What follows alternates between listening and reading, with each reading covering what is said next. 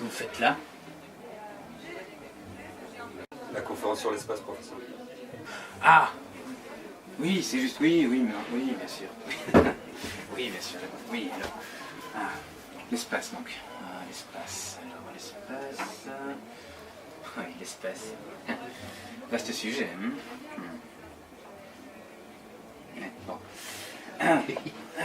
Alors, pour commencer, alors l'espace, il est partout. L'espace est partout autour de vous, il est là, partout. Il est aussi en vous, et il est en moi, et hors de moi, et partout et dans tout ce qui nous entoure. L'espace est omniprésent. Je ne vous apprendrai rien en vous disant que toute matière est composée d'atomes. Mais saviez-vous que ces atomes sont eux-mêmes composés à 99,9999999% de vide? Et oui, c'est que le noyau atomique et les électrons qui tournent autour sont, selon leur dimension respective, très éloignés. Ce qui nous permet d'affirmer sans le moindre équivoque que rien est dans tout. Non, rien est dans tout, et c'est relatif. Hein. D'ailleurs, à propos de relativité, c'est Einstein qui nous a appris que temps et espace étaient intimement liés dans le cadre d'un déplacement. On le savait déjà, empiriquement. Pour aller d'un point à un autre, pour parcourir un certain espace, il faut un certain temps. Ce qu'Einstein nous a appris, c'est que au plus on se déplaçait rapidement, au plus le temps passait lentement. La personne qui se déplace ne note pas de différence, mais... Imaginons une personne qui part pour un périple interstellaire, à la vitesse de la lumière, à peu de choses près, pour une durée prise tout à fait au hasard de 15 ans et 4 mois.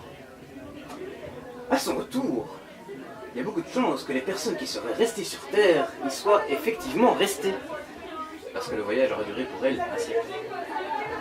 Et oui, il n'y a pas de temps universel. Très difficile d'arriver à l'heure si vous avez un rendez-vous à l'autre bout de la galaxie.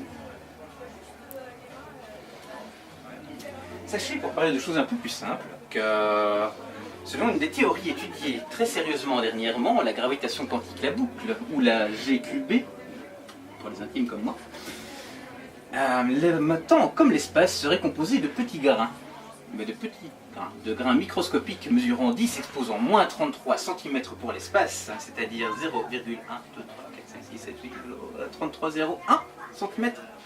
Ceci étant la distance de Planck.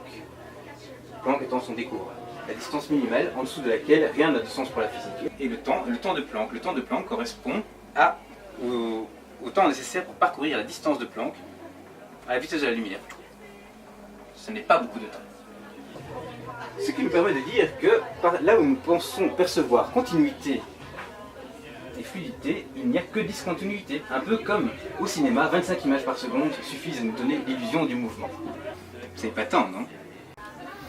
Ah, j'adore la science.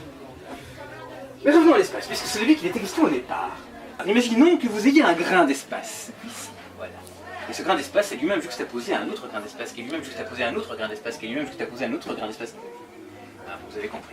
Et donc, ces grains d'espace, imaginons que nous ayons ici des graduations qui correspondent à la taille de cette distance de Planck, à la taille d'un grain d'espace. Nous avons donc ici plusieurs petits grains d'espace. Cherchons maintenant à mesurer ces grains d'espace à l'aide d'une autre règle. Voilà. Nous avons donc ces gradations déposées. Voilà. Et maintenant, imaginons que nous cherchions à prendre une demi-mesure. Un demi-grain d'espace. Peut-on le faire? Exactement, je vois que quelqu'un suit, c'est formidable. Peut-être tout le monde d'ailleurs. Mais oui, tout à fait. On ne peut pas se déplacer à moitié car ces distances n'ont pas de sens pour la physique. Ça n'existe pas, on ne peut se déplacer que de façon discontinue. Et c'est ce qui se passe dans la vie de tous les jours, selon cette théorie toujours. La distance de Planck, une petite graduation, un petit grain d'espace, correspond au diamètre minimal d'une corde de la théorie des cordes, une théorie qui n'est toujours pas considérée comme vraie car impossible à tester scientifiquement, expérimentalement, s'entend, car c'est un petit peu trop petit. Nous ne pouvons pas voir jusqu'à cette distance. Mais j'y travaille. Un espace, et c'est là que je voulais en venir, est donc composé d'une multitude d'espaces discrets, juxtaposés, discrets, voulant dire qu'ils ne rentrent pas l'un dans l'autre. Tout petit, espace discret. Vous par exemple, mademoiselle, pour la science, je vous prie. C'est anti-photo. Donc, par exemple, avez votre espace personnel, comme tout un chacun, ça s'entend.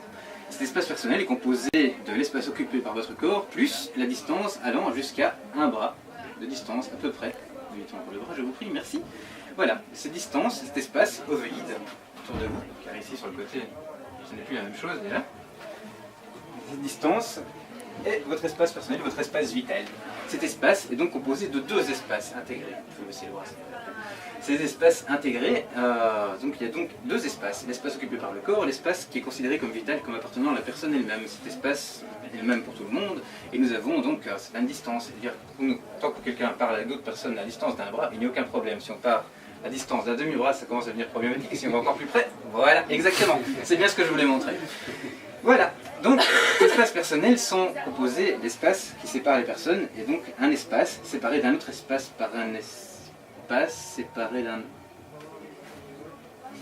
jusqu'à dimension de Planck, il y a des espaces de plus en plus petits qui sont donc séparés eux-mêmes de notre espace. Si on en prend un sur deux, l'espace... Mais oui, mais c'est une fractale. Mais c'est une fractale par Mandelbrot, c'est une fractale. Ah! Espacez-vous, à moi le Nobel.